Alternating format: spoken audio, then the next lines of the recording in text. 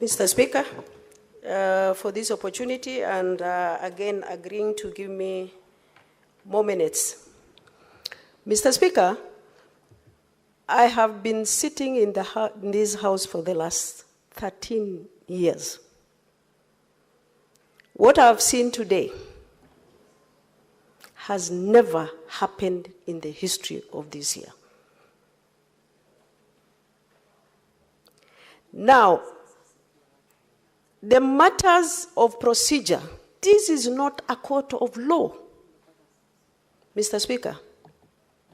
Killing a motion at the PO level is disastrous. Because people stand here and say, oh, we didn't see this, or the assembly didn't see it, or what. I wish the people who are negatively talking about the assembly, they should have known what they have gone through. Some of them, they have almost lost their lives in the circumstance. Mr. Speaker, there are people who are saying the sitting didn't take place here. The circumstance under which the assembly sat was actually very difficult because they were almost losing their lives. Mr. Speaker, before this motion, this house was crying for the blood of Governor for Isiolo. Before this motion, we know each other, and I know what transpired even 30 minutes ago. And I think it's good the public know what happened and Isiolo people know what happened. Mr. Speaker, Sokohuru is taking over this house. And I must say this. Mr. Speaker,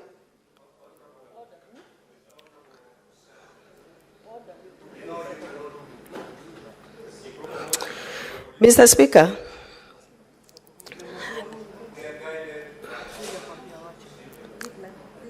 you cannot impute improper motive on your colleagues. If you want to proceed in that manner, you know what to do. Substantive motions. Mr. Speaker, let me proceed, and I will leave it at that. Isiolo is bleeding today. Isiolo is not safe today. The assembly is not safe after today. I am not safe after today. Isiolo people will not be safe after today. And I can see the people who actually normally fight me in the social media, they are all here watching. Already, tonight, you will see that chaos that will happen in Isiolo County. If only this house should have looked at the proceeding to the end, then you can be able to understand the veracity of this particular impeachment. But as it is today, Mr. Speaker, I don't think Assembly will have guts to bring in a motion to this house. Not only Isiolo, the whole country. Mr. Speaker, even the governors themselves, we stand here always criticizing the counties. We stand here talking about oversight. The oversight is killed today by the same house, Mr. Speaker. If the direction you are going to take is to kill the PO, Mr. Speaker, and I must be on record for this.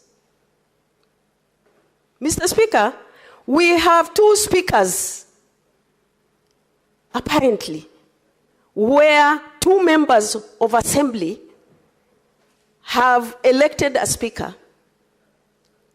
The so-called clerk forged documents for election of the assembly members. Government printer, a very sensitive department of this country, the heart of this country, gazetted a speaker who was elected by two members of assembly.